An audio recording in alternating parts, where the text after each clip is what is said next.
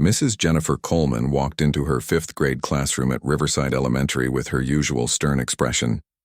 At 45 years old, she had been teaching for nearly 20 years and prided herself on maintaining strict discipline. Her graying hair was pulled back in a tight bun, and her sharp blue eyes scanned the room like a hawk searching for prey. The morning bell had just rung, and students were settling into their seats. Jennifer's gaze immediately fell on Marcus Thompson, a quiet boy who sat in the third row. Marcus was new to the school, having transferred just 2 weeks ago when his family moved to town. He was a thin boy with dark hair and gentle brown eyes, often wearing hand-me-down clothes that were slightly too big for his small frame. Marcus had his head down, quietly organizing his notebooks on his desk. He always tried to stay invisible, hoping to avoid any unwanted attention. His previous school had been different, smaller, warmer, where teachers knew every student's name and story. Here at Riverside Elementary, everything felt cold and intimidating, especially Mrs. Coleman's classroom. Marcus Thompson. Mrs. Coleman's voice cut through the morning chatter like a knife. The entire class fell silent and all eyes turned toward the boy. Marcus looked up, his face flushing red with embarrassment. "I see you've decided to grace us with your presence again today." The sarcasm in her voice was unmistakable. Marcus didn't understand why Mrs. Coleman seemed to dislike him so much. He had always been a good student, never causing trouble, always doing his homework on time. But from his very first day in her class, she had singled him out for criticism. "Did you complete your math homework?" she asked, walking slowly toward his desk. Her heels clicked against the linoleum floor with each deliberate step. The sound echoed in the silent classroom, making Marcus's heart beat faster. "Yes, ma'am," Marcus replied quietly, pulling out his completed worksheet. His handwriting was neat and careful, each problem solved correctly. He had spent extra time the night before, making sure everything was perfect. Mrs. Coleman snatched the paper from his hands and examined it with exaggerated scrutiny. She held it up to the light as if searching for some hidden flaw. The other students watched uncomfortably as she made a show of her inspection. She said loudly, making sure the entire class could hear. "This handwriting looks sloppy to me. And these eraser marks? What kind of careless work is this?" She waved the paper in the air dismissively. Marcus felt his cheeks burn with shame. He had worked so hard on that assignment, erasing and rewriting several answers to make sure they were correct. His previous teacher, Mrs. Peterson, had always praised him for being thorough and careful with his work. "I'm sorry, Mrs. Coleman, I can redo it if you want," Marcus offered quietly, his voice barely above a whisper. "Oh, how generous of you," she replied with mock sweetness. "But that won't be necessary. Instead, you can stay after class and clean the whiteboards. Maybe some extra work will help you understand the importance of quality." Several students shifted uncomfortably in their seats. Sarah Martinez, who sat next to Marcus, gave him a sympathetic look. She had noticed how Mrs. Coleman always seemed to find fault with Marcus, no matter what he did. It wasn't fair, and it made her stomach twist with anxiety. As the day progressed, Mrs. Coleman continued her pattern of targeting Marcus. When he raised his hand to answer a question about the solar system, she ignored him completely, calling on other students instead. When he accidentally dropped his pencil during a spelling test, she made a comment about how some people can't even hold their supplies properly. During lunch, Marcus sat alone at a corner table, picking at his peanut butter sandwich. He watched, other kids laughing and talking with their friends, wishing he could join them. But the constant embarrassment in class had made him withdraw even more. He worried that associating with him might make Mrs. Coleman target other students too. The afternoon brought science class, which was usually Marcus's favorite subject. They were learning about different types of rocks, and Mrs. Coleman had brought in several samples for students to examine. When it was Marcus's turn to look at the specimens, he accidentally bumped the table while reaching for a piece of granite. "Marcus Thompson," Mrs. Coleman's voice boomed across the room. "Can't you do anything without causing a disruption? This is exactly the kind of careless behavior I've come to expect from you." The rock samples were fine, nothing had fallen or broken. But Mrs. Coleman acted as if Marcus had caused a major catastrophe. She made him sit back down while the other students continued with the hands-on activity. Tommy Rodriguez, who had been watching the unfair treatment all day, felt angry on Marcus's behalf. His own father had always taught him to stand up for what was right. "But Mrs. Coleman," Tommy said bravely, "Marcus didn't break anything. The rocks are all still there." Mrs. Coleman turned her icy stare toward Tommy. "Mr. Rodriguez, I don't recall asking for your opinion. Perhaps you'd like to join Marcus in after-school detention for speaking out of turn." Tommy's face flushed, but he didn't back down completely. "I was just saying that—" "That's enough," Mrs. Coleman snapped. "One more word and you'll be writing sentences for the rest of the week." The classroom fell silent again. Marcus felt terrible that Tommy had gotten in trouble for trying to defend him. He made a mental note to apologize to his classmate later. As the final bell rang and students began packing their belongings, Mrs. Coleman called out, "Marcus, don't forget about cleaning those whiteboards, and make sure you do a thorough job. I'll be checking your work." Marcus watched as his classmates filed out of the room, chatting excitedly about their after-school plans. Sarah Martinez paused at his desk and whispered, "I'm sorry she's being so mean to you. It's not fair." Her kindness nearly brought tears to Marcus's eyes, but he managed a small smile and nodded his thanks. As the room emptied, he found himself alone with Mrs. Coleman, who was grading papers at her desk with obvious satisfaction. Marcus walked to the supply closet to get the cleaning materials, wondering what he had done to deserve such treatment. He missed his old school, his old teacher, and most of all, he missed feeling like he belonged somewhere. As he began erasing the day's lessons from the whiteboard, he had no idea that his situation was about to change in ways he never could have imagined. The next morning arrived with a heavy rainstorm that seemed to match Marcus's gloomy mood. He had barely slept, replaying yesterday's humiliating events over and over in his mind. His mother, Dr. Linda Thompson, noticed his quiet demeanor at breakfast but attributed it to the stress of adjusting to a new school. She was busy preparing for her own new job at the local hospital and didn't probe deeper into her son's troubles. Marcus arrived at school early, hoping to slip into the classroom before the other students arrived. Maybe if he was already seated and prepared, Mrs. Coleman wouldn't find a reason to embarrass him today. He hung his rain-soaked jacket in his locker and made his way down the familiar hallway, his sneakers squeaking against the polished floor. As he approached room 15, he could hear Mrs. Coleman's voice through the partially open door. She was talking to another teacher, Mrs. Patricia Williams, who taught 4th grade in the classroom next door. "I'm telling you, Patricia, some of these kids today have no respect, no discipline," Mrs. Coleman was saying. "Take this new boy, Marcus Thompson. Clearly comes from a family with no structure. Probably a single mother who works multiple jobs and has no time for proper parenting." Marcus froze in the hallway, his heart sinking as he listened to the cruel assumptions being made about his family. Mrs. Williams sounded uncomfortable as she replied, "Jennifer, don't you think you might be judging too harshly? The boy seems quiet and well-behaved to me. I've seen him in the hallways and he's always polite." "That's exactly the problem," Mrs. Coleman continued, her voice growing more animated. "These kids learn to put on an act. They seem sweet and innocent on the surface, but underneath there's no real foundation. Mark my words, within a month, that boy will be nothing but trouble. I can always spot the ones who come from broken homes." The words hit Marcus like a physical blow. His hands trembled as he clutched his backpack straps tighter. His family wasn't broken. His parents loved each other and loved him. His father had always been present and supportive, helping with homework every night and attending every school event. The move to this town was temporary, just for his mother's medical residency program, but they were still very much a family. Marcus wanted to run, to turn around and go home, but he forced himself to walk into the classroom. Mrs. Coleman looked up from her conversation and gave him a cold smile. Well, look who's decided to join us early today," she said. "Trying to make a better impression, I see." Marcus simply nodded and took his seat, keeping his eyes fixed on his desk.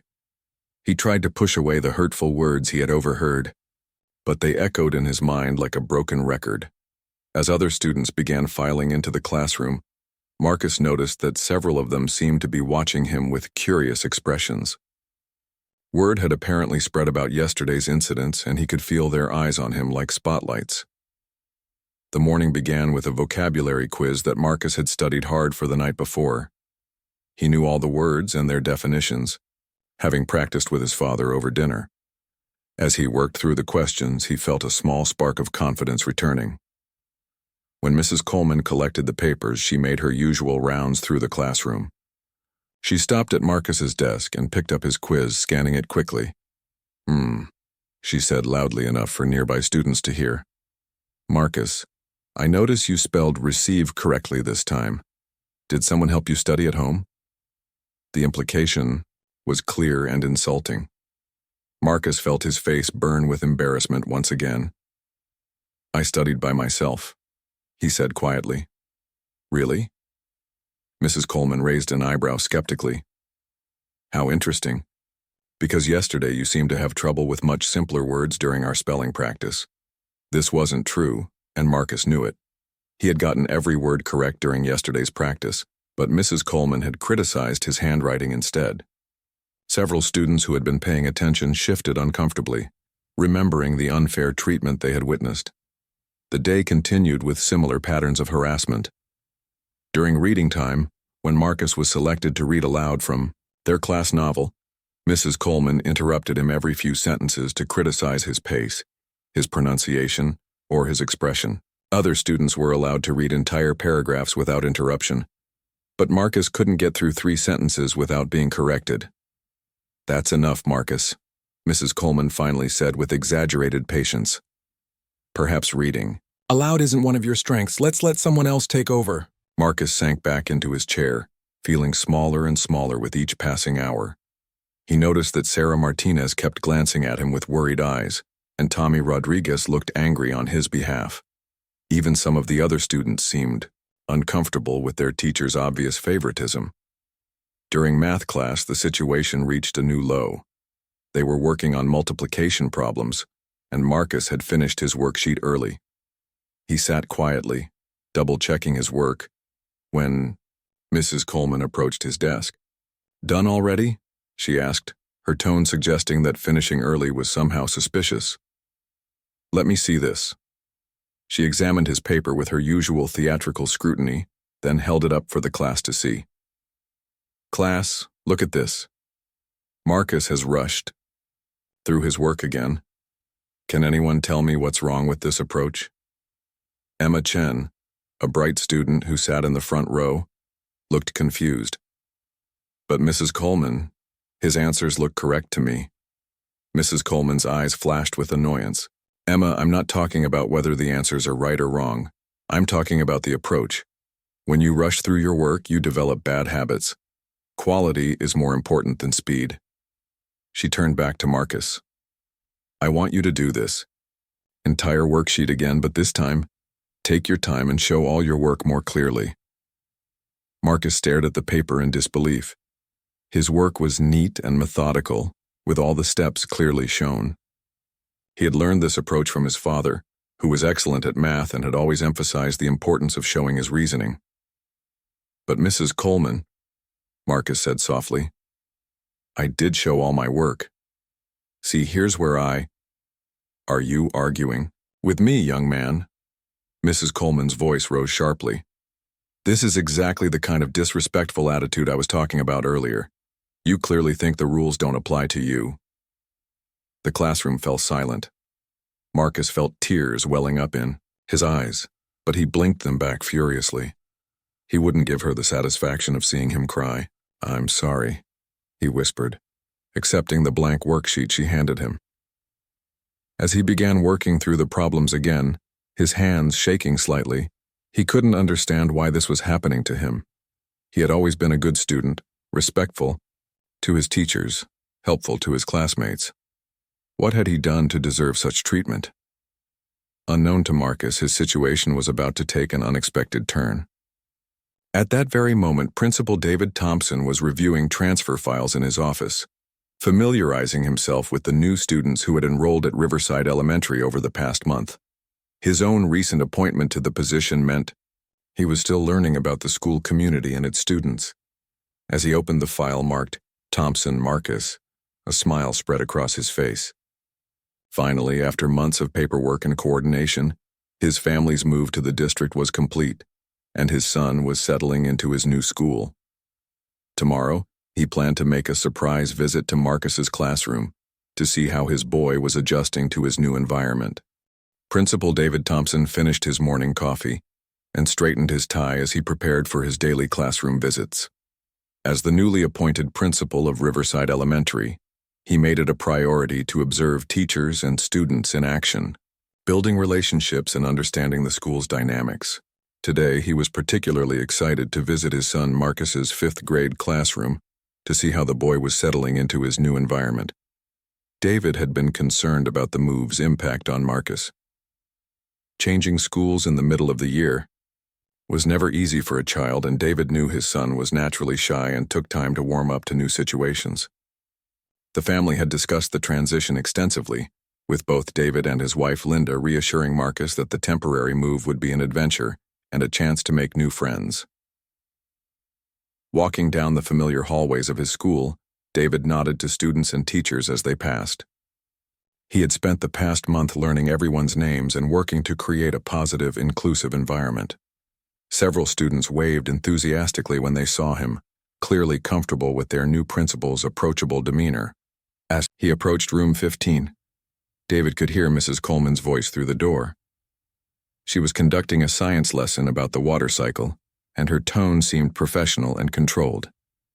David smiled, looking forward to seeing Marcus engaged in learning and perhaps even participating in class discussions. He knocked gently on the door and stepped inside. "Good morning, Mrs. Coleman. I hope I'm not interrupting anything important." Mrs. Coleman's face immediately brightened with the artificial smile she reserved for administrative visits.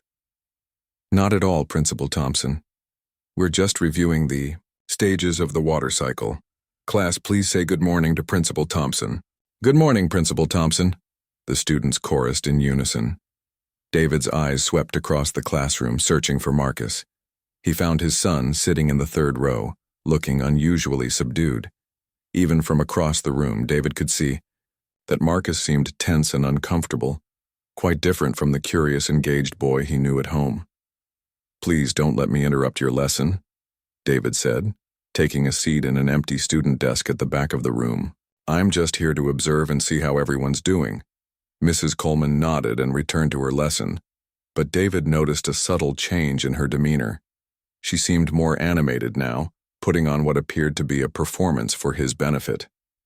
"Now, who can tell me what happens during evaporation?" Mrs. Coleman asked the class. Several hands shot up eagerly, including Marcus's. David felt a surge of pride seeing his son participate, but his smile faded when he noticed that Mrs. Coleman seemed to deliberately avoid calling on Marcus, instead choosing other students whose hands had gone up after his. As the lesson continued, David began to notice other troubling patterns.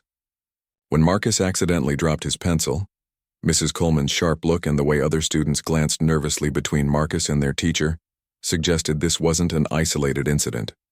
The atmosphere in the classroom felt tense, and Marcus appeared to be trying very hard to remain invisible.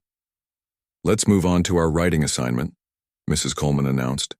"I want everyone to write a paragraph about their favorite season and why they enjoy it. Remember, I expect neat handwriting and complete sentences." David watched as students began working on their assignments. Marcus wrote carefully and thoughtfully, occasionally pausing to consider his words. His handwriting was neat and legible, his posture showing the concentration he always applied to his schoolwork. As Mrs. Coleman walked around the room checking on students' progress, David observed her interactions carefully. She offered encouraging comments to most students, praising their ideas and helping them with spelling or grammar questions. But when she reached Marcus's desk, her entire demeanor shifted. "Marcus," she said in a tone that immediately caught David's attention. It was cold and condescending, completely different from how she had addressed the other students. "I see you're writing about autumn. How predictable." David felt his stomach clench. The comment was unnecessarily harsh and seemed designed to discourage rather than educate. He watched as Marcus's shoulders sagged slightly, and the boy's pencil paused mid-sentence. Make sure your handwriting is legible this time, Mrs. Coleman continued, her voice carrying an edge of disdain. And try to use more interesting vocabulary. Some of these word choices seem rather simple for a fifth grader. David's hands tightened into fists under the desk. He had read Marcus's writing at home just the night before, helping him with a story about their family's move to the new town. Marcus's vocabulary was advanced for his age, and his ideas were creative and well expressed. There was absolutely nothing wrong with his writing abilities. Mrs. Coleman moved on to the next student, immediately returning to her encouraging, supportive tone. "Oh, Jessica, what a wonderful description of winter. I love how you've used the word crystalline to describe the snow. That shows excellent vocabulary skills." The contrast was stark and undeniable. David felt a growing anger building in his chest, but he forced himself to remain calm and continue observing. He needed to see more before taking action. During the next activity, a group reading exercise, David watched in dismay as the pattern continued. When Marcus raised his hand to answer a question about the story they were reading, Mrs. Coleman ignored him completely. When Marcus was finally selected to read aloud, she interrupted him after just 2 sentences. "That's enough, Marcus," she said with exaggerated patience. "Let's give someone else a chance to show us how it should be done." David noticed several students exchange uncomfortable glances. It was clear that this treatment of Marcus was not only unfair, but also obvious to his classmates. Some of them looked genuinely distressed by what they were witnessing. The situation escalated during math time. Mrs. Coleman was explaining a new concept about fractions when Marcus raised his hand with what David could tell was a thoughtful question. Instead of acknowledging him, Mrs. Coleman said, "Marcus, I can see you're confused, but let's try to keep up with the rest of the class. Maybe if you pay better attention, you'll understand." David knew this was completely unfair. Marcus had been paying attention, and his question would have been a good one if he had been allowed to ask it. Moreover, David had worked with Marcus on fractions at home just the weekend before, and the boy had grasped the concepts quickly and easily. When Marcus's face flushed red with embarrassment and he lowered his hand, David had seen enough. The systematic targeting of his son was clear, consistent, and completely unacceptable. This wasn't just poor teaching, it was bullying, and it was happening right in front of him. As the class period continued, David made mental notes of every interaction, every slight, every unnecessary criticism directed at Marcus. He also observed how the other students were affected by their teacher's behavior. Several children seemed nervous and on edge, clearly uncomfortable with the hostile environment Mrs. Coleman had created. When Mrs. Coleman announced that it was time for recess, David watched as Marcus slowly packed his materials, his movements showing the weight of constant criticism. The other students chattered excitedly as they prepared to go outside, but Marcus remained quiet and withdrawn. "Marcus Thompson," Mrs. Coleman called out just as the students were about to leave for recess. "Please stay behind. I want to speak with you about your attitude today." David's jaw clenched. There had been absolutely nothing wrong with Marcus's attitude. The boy had been quiet, respectful, and attentive throughout the entire class period. This was clearly another attempt to single him out for undeserved criticism. As the other students filed out of the classroom, chattering about their recess plans, Marcus remained at his desk, his head down and his small shoulders tense with anxiety. David made a decision that would change everything. It was time to reveal his identity and put an end to this unacceptable treatment of his son. David Thompson remained seated at the back of the classroom as the last student filed out for recess, leaving only Marcus, Mrs. Coleman, and himself in the room.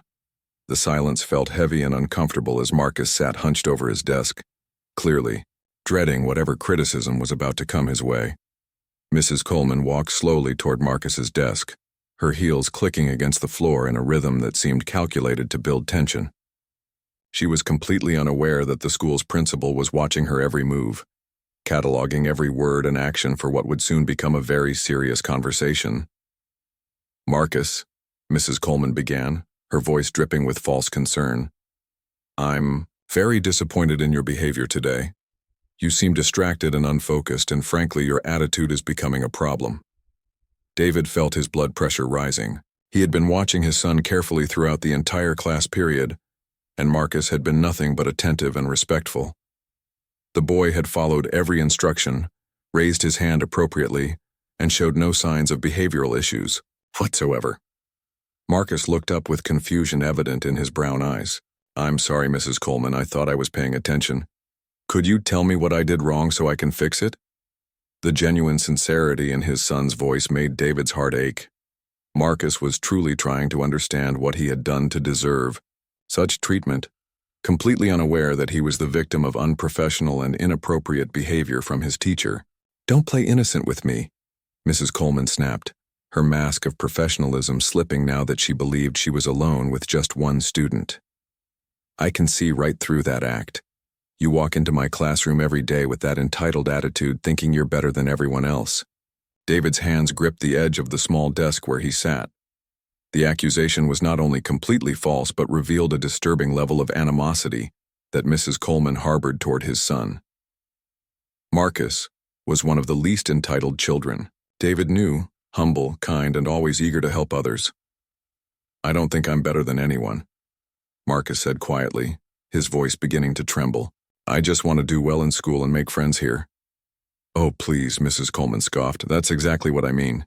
You come in here with your neat little homework assignments and your perfect handwriting, trying to show off for everyone. Well, let me tell you something, young man. Real respect is earned, not performed." David realized with growing horror that Mrs. Coleman was actually criticizing his son for being a good student. She was punishing Marcus for the very qualities that should be celebrated and encouraged in a classroom setting. Marcus's eyes began to fill with tears, but he blinked them back courageously. "I'm not trying to show off. I just do my homework because my parents taught me it's important to try my best." "Your parents," Mrs. Coleman repeated with a sneer. "Let me guess. They tell you you're special, don't they? They probably hover over you at home doing half your work for you. That's why you can't handle real independence and responsibility." That was the final straw. David could no longer remain silent as this woman attacked not only his son, but also his family's values and parenting. He stood up from his seat, his chair scraping loudly against the floor. Mrs. Coleman spun around, her face showing surprise and embarrassment at being caught in her unprofessional tirade. "Oh, Principal Thompson, I didn't realize you were still here. Marcus and I were just having a little chat about classroom expectations." "I heard every word," David said, his voice controlled but filled with unmistakable authority. "And what I heard was completely unacceptable behavior from a teacher toward a student." Mrs. Coleman's face flushed red, but she attempted to maintain her composure. "I think there might be some misunderstanding. I was simply addressing some behavioral concerns with Marcus. Nothing out of the ordinary for a teacher-student conference." Marcus looked back and forth between his teacher and the principal, confusion evident on his face. He had no idea why Principal Thompson seemed so upset, or why the man was defending him when no adult had shown him such support since arriving at this school. "Mrs. Coleman," David continued, his voice growing firmer, "what I observed today was systematic harassment of a student. I watched you ignore Marcus when he raised his hand, criticize work that was clearly well done, and make assumptions about his character and family that were both inappropriate and completely unfounded. Sir, I think you may have misinterpreted," Mrs. Coleman began, but David held up his hand to stop her. "I observed you call his handwriting sloppy when it was clearly neat and legible. I watched you dismiss his attempts to participate in class discussions.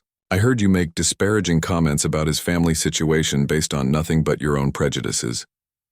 David's voice was growing stronger with each point he made. Marcus was staring at Principal Thompson with amazement. No adult at school had ever stood up for him like this, and he felt a warm feeling of gratitude spreading through his chest. Mrs. Coleman realized she was in serious trouble and attempted to shift tactics. "Principal Thompson, I've been teaching for 20 years, and I can assure you that everything I do is in the best interests of my students. Sometimes firmness is necessary to help children reach their potential." "Firmness is one thing," David replied coldly. "What I witnessed was bullying, pure and simple, and it stops right now." "Bullying?"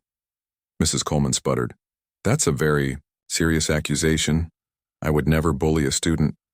I'm simply maintaining classroom standards and discipline. David walked over to stand next to Marcus, placing a gentle but protective hand on his son's shoulder. The gesture was both comforting to Marcus and symbolic of the support he was finally receiving. "Mrs. Coleman," David said, his voice taking on the full authority of his position, "let me be very clear about something. The boy you've been systematically targeting and harassing for the past several weeks is my son." The color drained completely from Mrs. Coleman's face. She opened her mouth to speak, but no words came out. The reality of her situation was beginning to sink in. She had been caught red-handed mistreating the principal's child, and there would be serious consequences. Marcus's eyes widened in shock as he looked up at the man standing beside him. "Dad?" he whispered, hardly believing what he was hearing. David squeezed his son's shoulder gently. "Yes, Marcus, I'm so sorry it took me this long to see what was happening to you here." Mrs. Coleman finally found her voice, but it came out as a strangled whisper. I had no idea. Marcus never mentioned." "And why would he?" David asked, pointedly. "Children typically don't announce their family connections, nor should they have to in order to receive fair and respectful treatment from their teachers." The weight of her actions was beginning to fully dawn on Mrs. Coleman. Not only had she been treating a student inappropriately, but that student was the principal's son, and her behavior had been witnessed firsthand by the very person who had the power to end her career. Marcus looked up at his father with a mixture of relief, confusion, and lingering hurt. "Dad, why didn't you tell me you worked at my school?" David knelt down to meet his son at eye level. "I wanted you to have a normal experience, to make friends and succeed based on who you are, not because of who your father is. I never imagined that a teacher would treat you this way." The room fell silent except for the distant sounds of children playing at recess outside. Mrs. Coleman stood frozen, realizing that everything she thought she knew about Marcus Thompson and his family had been completely wrong, and that her prejudices and unprofessional behavior had been exposed in the worst possible way. The silence in the classroom stretched uncomfortably as Mrs. Coleman processed the gravity of her situation. David Thompson maintained his protective stance beside Marcus, while his son looked up at him with a mixture of relief and bewilderment at this unexpected turn of events. Finally, Mrs. Coleman attempted to speak, her voice shaky and uncertain. "Principal Thompson, I want to apologize. If I had known Marcus was your son, I would never have—" "Stop right there," David interrupted firmly. "That statement reveals exactly the problem, Mrs. Coleman. You're suggesting that you would have treated Marcus differently if you had known his parentage, which means you're admitting that your treatment of him was inappropriate in the first place." Mrs. Coleman's face flushed deeper as she realized her mistake. She had essentially confessed that she knew her behavior toward Marcus had been wrong, and that she would have modified it only for personal gain, not because it was the right thing to do. Marcus watched this exchange with growing understanding. The pieces were beginning to fall into place for him. His father was the principal of his school, which explained why Principal Thompson had seemed familiar when he had seen him in the hallways. It also explained why his dad had been asking so many questions about school lately, questions that Marcus had attributed to normal parental concern. "Mrs. Coleman," David continued, his voice taking on the tone of formal administrative authority, "I need you to understand something very important. Every child in this school deserves to be treated with respect, dignity, and fairness, regardless of who their parents are or what their background might be. The fact that you would consider treating a student differently based on their connections shows a fundamental misunderstanding of professional ethics." "Sir, I realize how that sounded," Mrs. Coleman said desperately, "but what I meant was—" "I know exactly what you meant," David cut her off. "And it concerns me greatly. Let me ask you this. How many other students have you targeted for similar treatment? How many other children have suffered in your classroom because you made assumptions about their families or their worth?" The questions hung in the air like an accusation. Mrs. Coleman realized that her treatment of Marcus might not be an isolated incident, and that her entire teaching approach was now under scrutiny. Marcus spoke up quietly, his voice small but clear. "Dad, she's been mean to me since my first day. I thought maybe I did something wrong, but I couldn't figure out what it was. David's heart broke hearing the confusion and self-doubt in his son's voice. He knelt down again to meet Marcus. At eye level, "Son, you did absolutely nothing wrong. A good teacher helps students learn and grow. They don't tear them down or make them question their worth." "But why was she so mean to me?" Marcus asked, his young mind struggling to understand the adult complexities of prejudice and unprofessional behavior. Before David could answer, Mrs. Coleman stepped forward, her desperation evident. "Marcus, I'm very sorry. I made some wrong assumptions about you and your family, and I let those cloud my judgment. That was unfair and unprofessional of me." David noticed that Mrs. Coleman's apology, while a step in the right direction, was prompted by her realization of his identity, rather than a genuine understanding of the harm she had caused. This concerned him deeply about her fitness to continue teaching.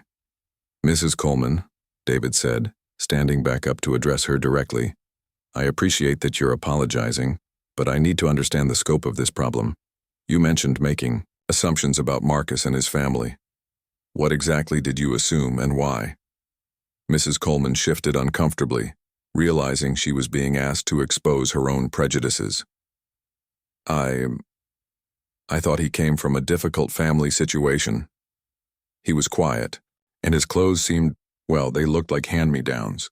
I assumed maybe he was from a single-parent home or a family struggling financially." David felt his anger flare again. "So you decided to punish a child for circumstances you assumed he couldn't control? Even if your assumptions had been correct, which they weren't, how would treating him poorly help anything? I thought if I was stricter with him, it would help him develop better discipline and structure," Mrs. Coleman said weakly. Even she seemed unconvinced by her own reasoning. "What you thought," David said coldly, "was that you could judge a child based on superficial observations and treat him as less deserving of respect than his classmates. That's not teaching, Mrs. Coleman. That's discrimination." Marcus listened to this conversation with growing clarity about what had happened to him. His clothes were hand-me-downs, but not because his family couldn't afford new ones. His parents believed in being practical and environmentally conscious, passing down clothes between cousins and family friends. His quiet nature wasn't a sign of problems at home, but simply his personality, especially when adjusting to a new environment. "I want to understand something else," David continued. "I overheard you this morning talking to Mrs. Williams about Marcus. You made statements about broken homes and predicting behavioral problems. How often do you discuss students' personal lives with other teachers based on your assumptions?" Mrs. Coleman's face went pale. She had forgotten about that morning conversation, not realizing that Marcus might have overheard, let alone that the principal would learn about it. That was just casual conversation," she stammered. "Teachers sometimes discuss students to better understand how to help them. Gossiping about a child's assumed family situation and making predictions about future behavioral problems is not professional consultation," David corrected sharply. "It's harmful speculation that can influence other teachers' perceptions of that student." Marcus spoke up again, his voice gaining strength. "I heard you talking about my family this morning, Mrs. Coleman. You said my mom probably works multiple jobs and has no time for me. But my mom is a doctor, and both my parents help me with homework every night." The revelation hit Mrs. Coleman like a physical blow. Not only had she been completely wrong in her assumptions, but Marcus had heard her cruel speculation about his family. The hurt in the boy's voice was evident, and she realized that her words had damaged him even more than she had initially understood. David placed his hand back on Marcus's shoulder protectively. "Mrs. Coleman, I think it's clear that there are serious issues with your professional judgment and classroom management that go far beyond this one incident. This isn't simply a misunderstanding or a bad day. This represents a pattern of behavior that is harmful to students and contrary to everything we stand for as educators." "Principal Thompson, please," Mrs. Coleman said, her voice now pleading. "I've been teaching for 20 years. I've never had any formal complaints. This is just a misunderstanding that got out of hand. I can do better. I will do better." "The fact that you've been teaching for 20 years makes this worse, not better," David replied. "It means you've had 2 decades to learn how to treat students appropriately. and you've chosen not to. As for no formal complaints, that might simply mean that other students and families didn't feel comfortable speaking up, or that other parents didn't have the opportunity to observe your classroom behavior firsthand. Marcus watched his father handle the situation with a mixture of admiration and relief. For weeks he had felt powerless and confused, wondering what he had done wrong to deserve such treatment. Now he was seeing an adult stand up for him and hold his teacher accountable for her actions. "What happens now?" Mrs. Coleman asked, her voice barely above a whisper. David's expression was stern but professional. "Now, Mrs. Coleman, we follow proper procedures. I'll be documenting everything I observed today, and we'll be having a formal meeting to discuss your conduct and determine appropriate consequences. This will involve human resources and may require input from the district administration." Will I lose my job?" she asked, the reality of her situation finally sinking in completely. "That will depend on several factors," David replied, "including your willingness to acknowledge the full extent of the problem, your commitment to genuine change, and the district's assessment of whether you can be trusted to treat all students fairly moving forward." Mrs. Coleman nodded numbly, realizing that her career hung in the balance because of her poor choices and unprofessional behavior. David turned his attention back to Marcus. "Son, I want you to know that none of this was your fault, and it's going to stop immediately. You deserve to feel safe and supported in your classroom, and we're going to make sure that happens." Marcus looked up at his father with gratitude and relief evident in his eyes. "Thank you, Dad. I was starting to think maybe I really was a bad student." "You are an excellent student and a wonderful boy," David said firmly. "Don't ever let anyone make you doubt that about yourself." As the sound of students returning from recess began to fill the hallways, David realized they needed to address the immediate situation of Marcus's continued education while the formal investigation and proceedings took place. 3 weeks had passed since the confrontation in Mrs. Coleman's classroom, and the changes at Riverside Elementary were profound and far-reaching. David Thompson sat in his office, reviewing the final report from the district's investigation into the incident. The findings had been thorough and damning, revealing that Mrs. Coleman's treatment of Marcus was indeed part of a larger pattern of inappropriate behavior towards students she perceived as different or challenging. The investigation had uncovered testimonies from several other students and parents who had experienced or witnessed similar treatment over the years. Tommy Rodriguez's parents had come forward to share their son's accounts of the hostile classroom environment. Sarah Martinez had bravely told her parents about the unfair treatment she had observed, leading to their decision to speak with the administration. Even some of Mrs. Coleman's fellow teachers had admitted to having concerns about her methods, but had been uncertain about how to address them professionally. Mrs. Coleman had been placed on administrative leave pending the completion of the investigation. After careful consideration and consultation with the district's Human Resources Department, the decision had been made to terminate her employment. Her teaching license was also under review by the State Education Board, as her conduct was deemed incompatible with the professional standards expected of educators. Marcus was now thriving in Mrs. Patricia Williams's 4th grade classroom, where she had graciously agreed to accommodate him for the remainder of the school year. Mrs. Williams had quickly recognized Marcus's academic abilities and gentle nature, providing him with the supportive environment he needed to rebuild his confidence. The contrast between the two teachers' approaches was striking, and had helped Marcus understand that his previous experiences were not normal or acceptable. On this particular afternoon, David was preparing to leave his office when he heard a familiar knock on his door. "Come in," he called, and Marcus peeked his head around the doorway. "Hi, Dad," Marcus said with a bright smile that had become much more frequent in recent weeks. "Mrs. Williams said I could come see you before I catch the bus." "Of course, son," David replied, gesturing for Marcus to take a seat. "How was your day?" Marcus settled into the chair across from his father's desk, his posture relaxed and confident in a way that had been absent during his time in Mrs. Coleman's class. "It was really good. We did a science experiment about plant growth, and Mrs. Williams let me be the recorder for our group. She said I have excellent observation skills. David felt his heart swell with pride and relief. This was the Marcus he knew and loved, curious, engaged, and eager to learn. The boy who had been slowly disappearing under Mrs. Coleman's harsh treatment was fully back, stronger and more resilient than before. That's wonderful, David said.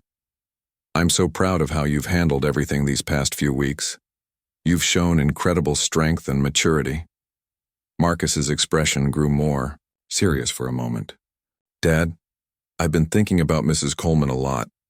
I know she was mean to me, but I still feel kind of bad that she lost her job. David was struck by his son's empathy, even towards someone who had treated him poorly. It was a testament to Marcus's character and the values he and Linda had worked to instill in their child. That shows what a kind heart you have, Marcus, David said gently. It's natural to feel compassion, even for people who have hurt us. But it's important to understand that Mrs. Coleman lost her job because of choices she made, not because of anything you did. Adults have to be responsible for their actions, especially when they're in positions of trust like teaching. Marcus nodded thoughtfully. I understand, and I'm glad that other kids won't have to feel the way I felt in her classroom. That's exactly right, David confirmed. Sometimes standing up for what's right helps protect other people too, not just ourselves. The door to David's office opened, and Linda Thompson appeared, still wearing her hospital scrubs from her shift. She had been incredibly supportive throughout the entire ordeal, and David knew that her medical training had helped her understand the psychological impact that Mrs. Coleman's behavior could have had on their son. There are my two favorite men, Linda said warmly, giving Marcus a hug and David a kiss on the cheek. How are we doing today? Great, Mom, Marcus replied enthusiastically. I got an A on my book report, and Mrs. Williams said she wants to recommend me for the gifted and talented program next year. Linda's face lit up with joy. That's fantastic, sweetheart. I'm so proud of you. As the family prepared to leave the school together, they were approached by Sarah Martinez and her mother in the hallway. Sarah had become one of Marcus's closest friends since the classroom transition, and her mother had been one of the parents who had supported the investigation with her testimony. Mrs. Thompson, Mr. Thompson, Sarah's mother said warmly, I wanted to thank you again for having the courage to address what was happening in that classroom. Sarah has told me how much happier Marcus seems now, and frankly, she's been more relaxed about school too, knowing that inappropriate behavior won't be tolerated. We all have a responsibility to protect our children and create safe learning environments, Linda replied. I'm just grateful that David was in the right place, at the right time to witness what was happening. Sarah turned to Marcus with excitement. Marcus, did you tell your parents about the class play auditions? Mrs. Williams thinks you'd be perfect for the narrator role. Marcus's eyes sparkled with enthusiasm. Not yet, but I was going to ask tonight if I could try out. I've been practicing reading aloud, and Mrs. Williams says I have a clear, strong voice. David and Linda exchanged a meaningful look. The confident, excited boy standing before them was such a stark contrast to the withdrawn, anxious child who had been suffering in silence just a few weeks earlier. As they walked toward the parking lot, Tommy Rodriguez ran up to join them, his backpack bouncing as he hurried to catch up. Hey, Marcus, Tommy called out. My dad said he could drive us to the Science Museum on Saturday for the field trip. Want to sit together on the way there? That sounds awesome, Marcus replied with genuine enthusiasm. Thanks, Tommy. Watching his son interact so naturally and happily with his friends, David reflected on how the entire situation had ultimately led to positive changes throughout the school.